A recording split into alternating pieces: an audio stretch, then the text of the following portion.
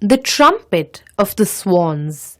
An extract from The Trumpet of the Swans by E.B. White. Sam Beaver, an 11-year-old boy, was walking through a forest when he heard a loud trumpet. Startled, he searched the woods till he found two enormous trumpeter swans by a pond. They were laying eggs. Sam knew that trumpeter swans are very rare. He returned to the same spot a week later to watch the birds again. The swan had a feeling of being watched. She peered uneasily, searching for an intruder. What she finally saw surprised her.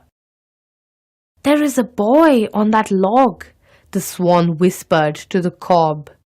The cob was furious. "How did he get here? Boys can't fly, and there are no roads in the jungle," he shouted. "Maybe he is lost," said the swan quietly.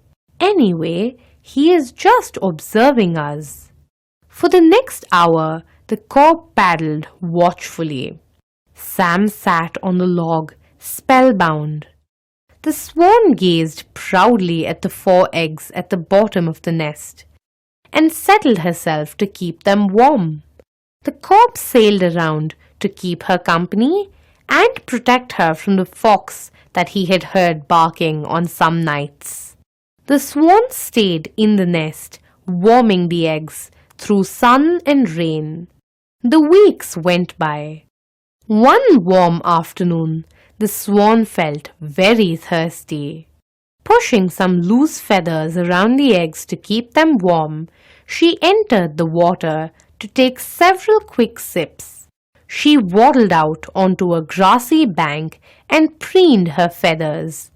She had no idea that the red fox stood behind the bushes.